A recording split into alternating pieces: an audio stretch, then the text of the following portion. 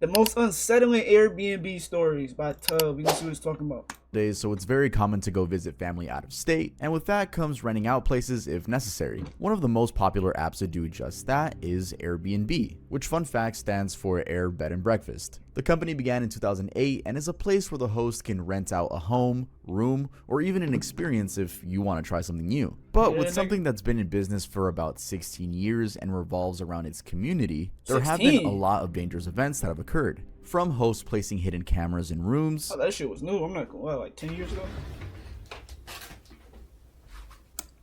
From hosts placing hidden cameras in rooms, guests using the rented home for drug use, orgies, and even a makeshift brothel, to even discovering a corpse in the same location where guests simply thought they were gonna relax. Today's video is dedicated to unsettling Airbnb stories. Hey guys, my name is Tuv. I'll be your host for today's video. I'm always the what am I saying? I'm always the host on this channel. Here's the current sub count. If you haven't subscribed yet, Tub going crazy though. I'll earn your subscription by the end of this video. Sometimes I wish you guys could smell me through the screen because my cologne game. Yeah, let's try it again, Tub. Yeah, buddy. We don't give a damn. Host secretly took over 2,000 guest images. Host secretly took over 2,000 guest images.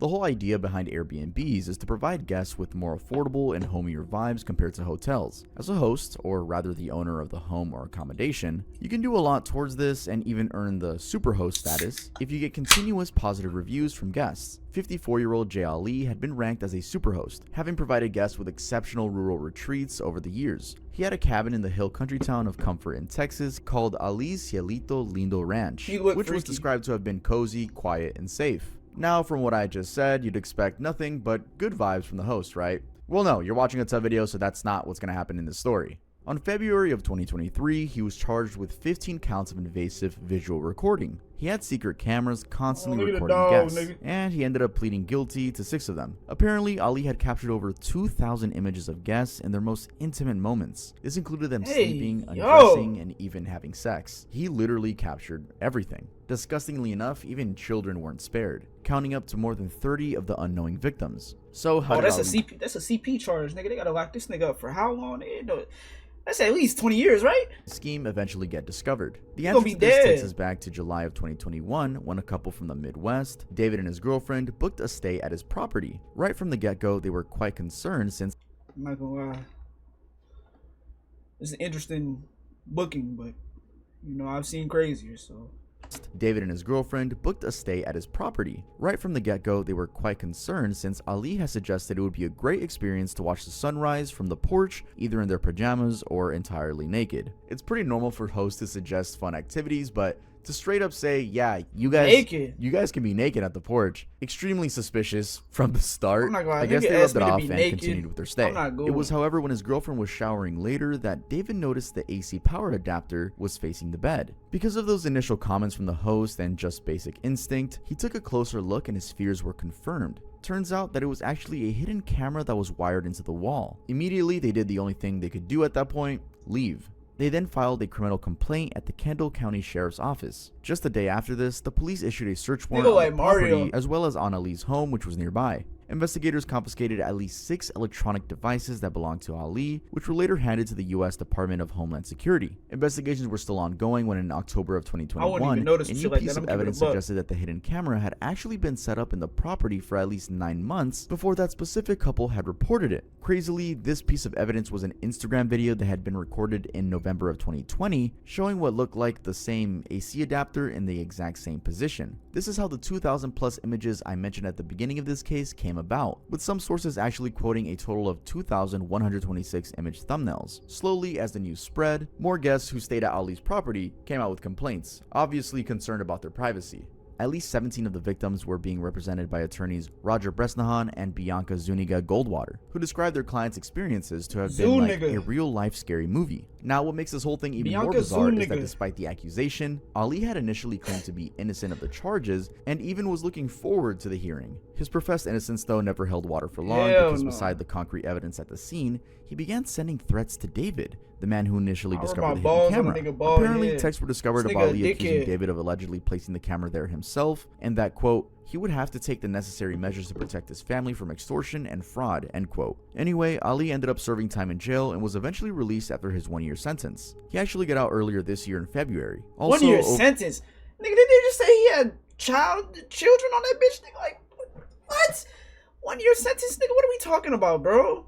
And above all of that, at least 13 other people who had stayed at his property, including 2 minors, sued Airbnb in 2022 for privacy violations. They won, and 6 months later, Airbnb agreed to a settlement. The company also responded by condemning Ali's actions. Unfortunately for the victims, it seemed like no amount of justice would ever be enough. Some of them sadly reported that they're suffering from long-term trauma, just living with the fear that their images, or even worse, their kids' images, are somewhere floating around in the internet or in some weird people's hard drives. Guests on a drug-induced orgy. We've just seen how guests can have a creepy experience in an Airbnb. Well, the reverse has also happened. Hosts having terrible experiences with guests. The case I have in mind is from April of 2015. A couple, Mark and Star King from Calgary, Canada, rented out their home for the weekend through Airbnb, only to come back to a completely destroyed house. And I mean completely trashed. Stained cushions, garbage, and sticky they dick they shit. What the fuck? Stuff all over, even the ceiling, with flooded toilets, condoms, etc. The police, who obviously had to be involved, described what happened there as a drug-induced orgy and nigga, I'm not gonna lie, this is why would you rent out your actual crib, nigga, and they have a drug-induced orgy in your shit? Like, what can you really do after that, game? You gotta sell the crib. I'm not gonna lie, it's never gonna hit the same, bro. Being in your own crib is never gonna hit the same. Knowing niggas had an orgy in your shit, it's never gonna hit the same, bro. Probably one of the worst offenses of malicious property damage. That now, shit the couple never had gonna hit the genuinely same. no idea they'd rented their home to a bunch of thrill seekers. They'd been led to think that they were hosting 4 adults who were allegedly in town for a wedding. And the offer was so good that as a sacrifice to earn the extra money, they made plans to stay with Mark's parents as soon as they settled on a rate agreement with the renter. Sadly, it didn't take long for all hell to break loose after they handed over the keys that Friday. It was reported that just a few hours later, a 2-day-long party began, which eventually, of course, led to their home being thrashed. Also, apparently, the Kings had been receiving texts from their neighbors throughout the weekend about what was happening. For example, according to them, they were texted about a huge fight that had happened on their lawn and suspicion of property damage. I ain't gonna lie, best viewers on these balls, nigga. Get on my chat with, dude. Things had actually been so bad that the police even made several visits throughout the weekend, especially for multiple noise complaints. And for perspective, the host had handed the guests the keys on Friday, and it wasn't until Sunday morning that the police eventually got the revelers to leave. Actually, the previous night on Saturday, the neighbors saw a party bus that brought in almost 100 people to the home that weekend. So that Saturday night, there was a proper party at the premises, and thus the morning after, the police weren't just escorting out one person, no, it was a lot of people. And they said it took a while before they got everyone to leave. Anyway, the couple eventually returned to their home on Monday, and this is when they got to see, at least in person, the state of their house. Mark described his reaction as pure shock. He simply couldn't understand how the trust they had in these people had been betrayed. He was devastated. According to them, the couch cushions were stained and piled in the hallways. Nearly all the surfaces were covered with garbage and sticky stuff, barbecue sauce on the ceiling, cigarette butts all over the place, and even bone broth of all things and Star's shoes. To add on to that, they found bras and underwear just laying around, and even more disgustingly, the toilets were clogged with used condoms. They actually wish they had found their house burnt down to ashes instead of the mess that they got. Again, even the police agreed this was one of a kind. They had never seen anything like it. The estimated damages were thought to be between $50,000 to $75,000. Fortunately, investigations soon identified the renter. It's unclear how the criminal investigation went down and the consequences of that, but according to Airbnb, they banned the renter from accessing any of their services in the future. Also, an Airbnb representative assured the Kings that they were working on, quote, quickly reimbursing them under their $1 million host guarantee, which typically covers damages of host property. I ain't gonna lie. Turned the space into a junkie den. Doubling down on hosts having horrible experience with guests, this Sydney woman, Holly, was deceived into renting out her Roselle apartment in 2016 by a tenant identified as Michelle, who later turned the place into a junkie den. Now, the way it happened was that Michelle lied to Holly that she had a sick child at the Sydney's Children's Hospital in Randwick and desperately needed a place to stay. An arguably really compelling story that led Holly to rent out the place for 10 days while she stayed at her mom's place. Also, apart from genuinely being willing to help out, Holly was a first-time Airbnb user. This means she was really eager to get into the business and, of course, make some money. She particularly had hoped that what she earned from Michelle's stay would go into paying off some credit card debt. There's also the fact that together with her boyfriend, they had, in general, gone out of their way to decorate the apartment with nice furniture, just as a way to give their potential guests the best experience possible. And with Michelle being her first guest, Holly had made sure that the space was professionally cleaned just before she checked in. Unfortunately for Holly, her kindness was met by what she described to have been a, quote, junkie den. When she returned to her apartment, she found that not only had she been robbed, but also that the place was completely trashed. There was rotten fruit smeared on the walls, a cracked pipe in a vase, and several of her items missing. That includes cushions, lamps, a speaker, and a hard drive. In addition, there was a mysterious green liquid on a lot of the walls, and her towels were disturbingly covered in blood. The place stank of chemicals. They later found out from the police that this had been either heroin or ice. And it was undeniably evident that trashing the place was Michelle's goal from the start, because the smoke alarm... Hold on. Yeah, I'm not tripping. It's like the words is leaking over. What the fuck? Or ice. And it was undeniably evident that trashing the place was Michelle's goal from the start, because the smoke alarm in the apartment had been covered. More of the mess also included several used cigarettes on the kitchen counters and cupboards. All of that, of course, being hurtful to Holly, but what really pained her was seeing ashes spread across her $2,000 rug. The total amount of damages came to about $10,000. Sadly, all that rendered Holly homeless because she didn't have an alternative place to stay while all the damages were being fixed. And to add insult to injury, Holly claimed that Airbnb had not responded to any of her complaints even as the police got involved. All she got from them was that they were, quote, looking into their claim. And her claim? Well, justifiably, all she wanted was to be compensated for the cleaning cost and the damages. It was actually not after a massive uproar among online users that Airbnb eventually took some action. Michelle was banned from accessing any Airbnb services in the future, and a spokesman shared that they would be prosecuting her for the damages. Additionally, Airbnb transferred $2,200 to Holly's account to help with the immediate cleanup of the apartment and for her temporary accommodation. Now, a funny yet not so funny bit here is that, like they do for all their hosts after their guest leaves, Airbnb sent a text to Holly reminding her to rate her house guest, and to her, it felt like this was just one more final insult. Rate your house Guests ran a pop-up brothel. Before we dive into this one, maybe I should get out of the way that sex work is legal in the UK. Well, except in Northern Ireland, where... I didn't even know that.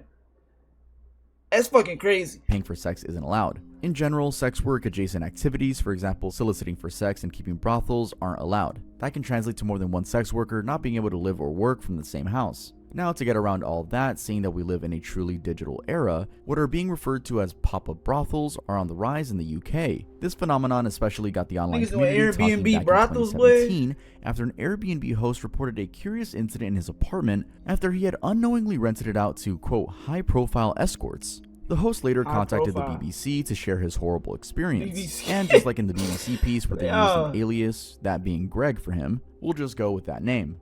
Now for this particular booking, the guests apparently had asked if they could pay in cash, something which Greg was skeptical about and immediately said no. He refused that offer because it would be going against the Airbnb terms of service, and it also meant Airbnb wouldn't cover anything in case something went wrong. The guests eventually agreed to the proper booking format, and Greg, against his initial judgment, chose to 9 times out of 10 when niggas do that, they want to not do something that's on the terms of service. They want to do something that goes against it. That's why they want to do that. So don't ever take no under the table money, nigga, for no shit that can be done on top of the table, nigga. Let's not do that. Ignore his suspicions about them and allowed them to check in. Nothing seemed odd in their stay, although when it was finally time for them to leave, Greg received a text from them requesting to extend their stay by a few hours because they had a heavy night. That bundled with his initial But the niggas that be trying to take it all, they be like, let's not do it on grill. How about you just cash at me and I send it? Nigga, you crazy, boy? Talking about cash app you so you send me my clothes, nigga. Are you nutty?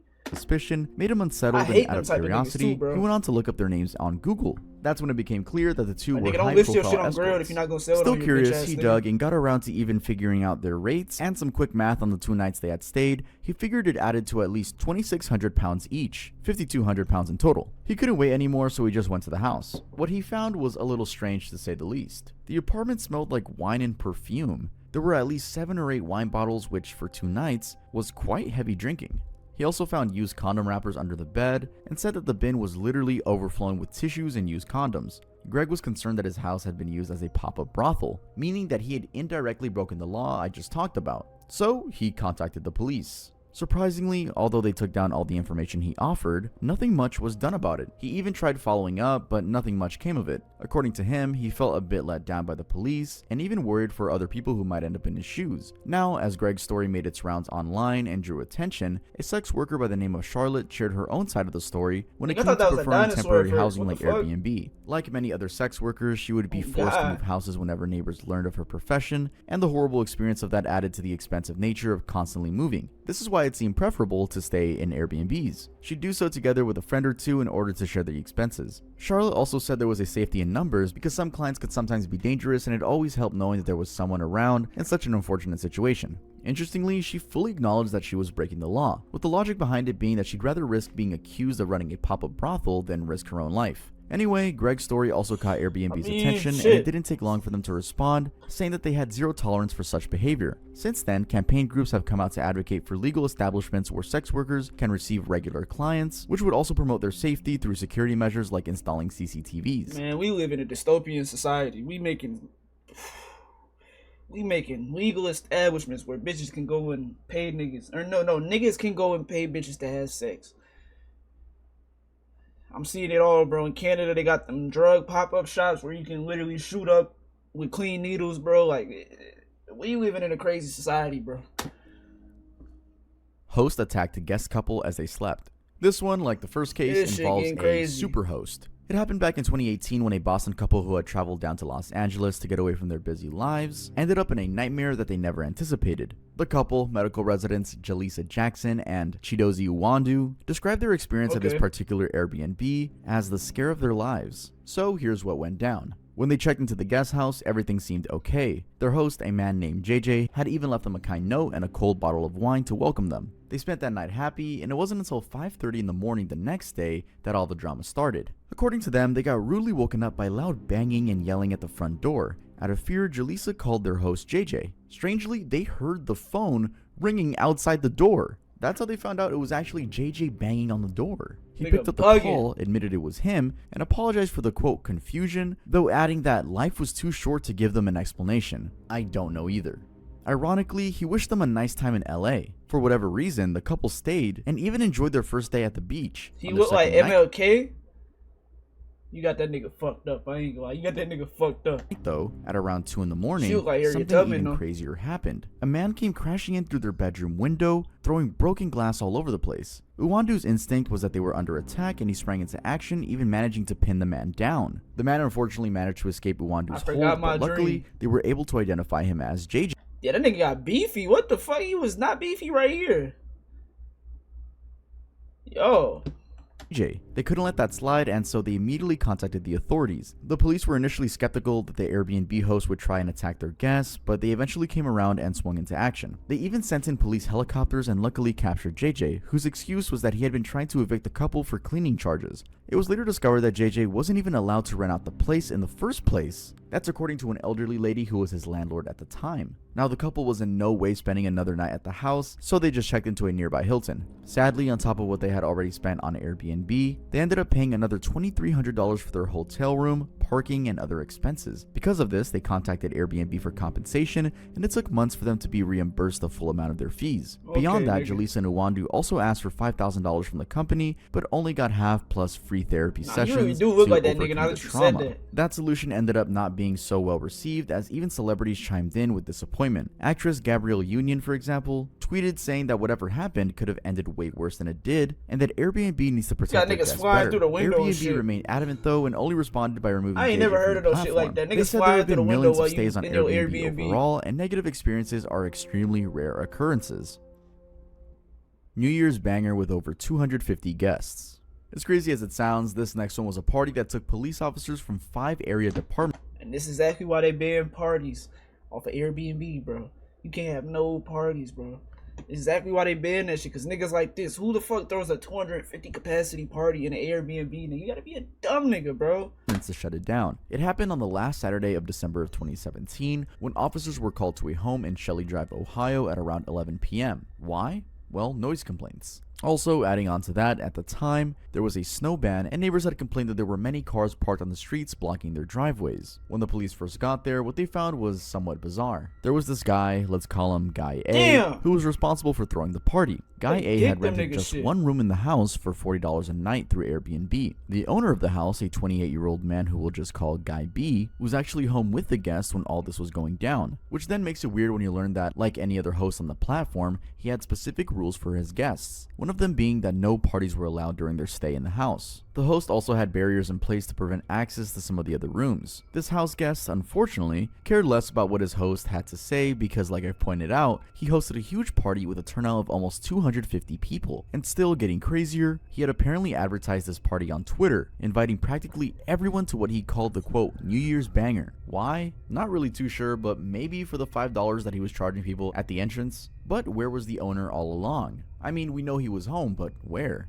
Well, trying unsuccessfully to get things under control. He is said to have tried to intervene, but it got out of control as he even was threatened by 5 men at the party. For his safety, he retreated and locked himself in his room. I'm not gonna lie, nigga. I gotta lock myself up in my house, bro. I'm whipping out some type of blick and I'm shooting niggas. I don't give a fuck. You in my crib, nigga. Where he then decided to call the police. I don't give a fuck, the Seven Hills police responded, and initially they had a hard time accessing the house because of snow. Then when they finally managed to, they said they could hear music from 100 yards away and saw a lot of people going in and out of the house. They described the house as being so tightly packed in each room that there was no space for someone to even extend their arm. They began trying to usher people out, asking the partygoers to leave, but that only started anti-police comments and shouts. The officers from Seven Hills PD were clearly outnumbered and luckily had called in reinforcements. Almost comically though, even as other officers arrived, there were still more people coming to the party and reportedly turned away at least 50 other vehicles. To effectively break up the party, they had to strategically gain entrance from different parts of the house, with some reports saying that they were met by smells of weed and alcohol, and sights of people throwing up literally where they stood, and also visible heavy damage to the house. And even with all that effort, it took about an hour for them to completely clear out the place. Also out of panic, some people had broken windows or broken doors trying to escape, only causing more damage. I mean, things were so bad that a neighbor whose house was also sadly destroyed that night said that she was fearful for the officer's safety, describing the partygoers as a mob. The man behind the party, Guy A, though remaining unidentified, is said to have faced several serious charges. These include disorderly conduct for unreasonable noise and hindering movement on public streets, furnishing alcohol to minors, alcohol activities without a permit, and criminal damage. Nigga, is them cars in the lawn?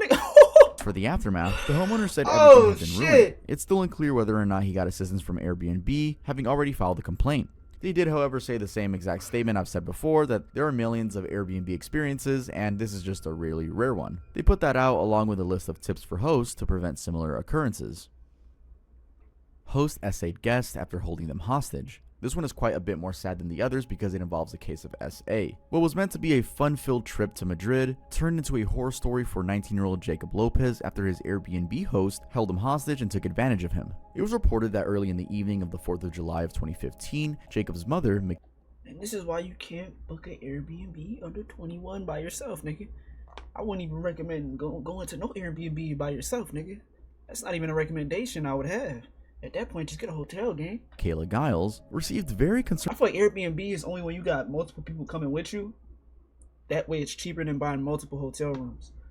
Nah, if you just going by yourself, just cool it at a hotel room. Fuck a whole Airbnb, bro. Turning text from her son begging for help. Jacob had been staying at an apartment he had booked through Airbnb while in Madrid, and through his numerous texts, his mom found out that his host had been harassing her son. According to Jacob, since they arrived at her apartment from the subway, the host had been pressuring him into submitting to sexual acts. She allegedly kept on kissing him and even took off his pants at one point, but Jacob denied all of her advances. All that pretty frightening and made worse by the fact that the host had locked him up and was rattling knives in the kitchen to threaten him. His mom said she felt completely helpless, having been so far away from her son back home in Massachusetts. She had one recourse though, contacting Airbnb and asking them to contain the situation. Surprisingly, they weren't very cooperative and only took her around in circles. According to her, the Airbnb representatives completely refused to give her son's address and also refused to call the police. Instead, they provided her with the Madrid police's number and insisted they could only take action if the police themselves contacted them. When she called the provided number, Michaela said that it took her to a Spanish recording that kept disconnecting her. Frustrated and understandably so, she blew up the Airbnb contacts until all her calls were being directed to voicemail. voicemail. Now, as his mom was desperately doing all she could on his end, Jacob was frantically trying to find anything that he could use to protect himself. He said at this point he was so scared for his life that he thought the night would either end with his host killing him or him killing her. He couldn't, however, stomach the thought of being a killer and couldn't have lived with someone's blood on his hands. Sadly, alone and defenseless, Jacob was reported to have been continuously SA'd that entire night. Eventually, he managed to convince his host to let him out by lying to her that he had plans to meet up with his friends who knew where he was staying. Once he was out of the apartment, he immediately left Madrid and headed back home to Massachusetts. Now, regarding the host, what we do know for sure is that she was a transgender woman. Oh, I didn't know that part. Oh. That nigga was taking it up the booty, or what was going on? I'm scared. Did, however, deny all allegations against her and claimed that the sex was consensual. She even accused Jacob of making up the story because he was allegedly transphobic. Regardless, the host later shared that the Madrid police had already visited her. Yo, she made that nigga take it up the booty like 4 times. Hey, that's fucked up. I ain't gonna lie, that's fucked up. And that she expected to be exonerated. Jacob, on the other hand, was left traumatized and wished that he had trusted his instincts from the very beginning when he noticed a few things about the host didn't add up. That's despite the good Airbnb reviews. His mom, Michaela, was equally traumatized, but she was really proud of her son for coming out and sharing his experience. The host profile has since been removed from the app's listing, and Airbnb responded by saying that they had learned a lot from Jacob's incident and were working on improving their guest safety measures. Nigga, homeowner fined $500,000 after renting illegal Airbnb. What happens when someone illegally lists your property as an Airbnb without your knowledge? Well, Drew Gurl is a perfect answer to that question. This Miami Beach house owner was facing a fine worth almost $500,000 because his beach house had been listed on the platform. According to Drew, he had used Airbnb in the past, and to his knowledge, it had been years since he was last on the platform. It was thus surprising when he got the first notice from the city of Miami Beach on the 19th of January 2017 for listing a property against the city's zip code guidelines. All he knew was that his property had 2 long-term tenants, Isabel Burney and Temitope Oladapo, and they weren't from Airbnb. Just normal people renting out the place for their own use. And at the time, he was living in Silicon Valley, far enough that he wasn't aware of the day-to-day activities on the property. It soon became clear, though, that these tenants were subletting the place. Despite a clause in their lease that forbade them from using the property for transient occupancy, an agent that Drew sent in to investigate confirmed that the tenants were doing exactly that. They also weren't taking care of the place as they should have been. The agent said that when they visited the house, they found that the yard had been trashed, the patio furniture looked shredded, and somebody had installed electronic locks, probably to enable guests to check in and out. Anyway, livid at what had gone down, Drew embarked on a rather painful journey of clearing his name. First, there was the option to deal with the city, something he figured would take some time. So instead, he was focused on taking down the property from Airbnb's listing. Seems easy, but then it apparently took him quite some time to find his house among the endless listings. He eventually found it on the 17th of March that same year, a little over a month later. And to his surprise, the listing promised guests a tropical and electric home that could sleep 12. Now, armed with the property's link, he emailed Airbnb's customer service explaining the situation. And again, you'd think this would be as easy as showing proof you own the property and getting it taken off the website, right? Well, unfortunately, it turns out Airbnb wasn't too eager to help. They only responded saying that they didn't offer any legal advice to their users. It wasn't actually until Drew reached out to a $39 per night. I don't blame niggas. I ain't gonna lie. Damn. For a bedroom, $39 per night, nigga. I would have stayed in that bitch too. Friend that had connections with an Airbnb that he received a somewhat useful response. On the 28th of March, a whole 11 days later, Airbnb finally wrote back to him. Nigga, that's damn near a free Miami trip, nigga. This time promising to handle the situation. And to Drew's relief, the company kept their word, and on the 4th of April, the listing was taken down. With that out of the way, he was then ready to deal with the city's $500,000 fine. But then things weren't over just yet. He had barely evicted his tenants when new travelers showed up at the house, 4 days after booking their vacation stay. Drew would then find out that Bernie and Aladopa, his previous tenants, had started their own booking website called Vacayo and quite bizarrely, listed Drew's house on it even after they knew it was taken down from Airbnb. So this meant that the two were still in business. Anyway, it's unclear how he went about getting them to take down the listing from their site, if at all they did, and the two also denied all allegations made against them. Among the concerning bits of this case is that it seems that this kind of thing isn't unheard of. Many other homeowners actually came forward and shared being in similar horrific experiences as Drew. Guests find corpse in garden. About 10 miles from Yo, how's this shit getting crazier and crazier, bro? Like I thought we already reached the pinnacle with the transgender SSA. I thought that was the pinnacle, bro, but it's just getting crazier, bro.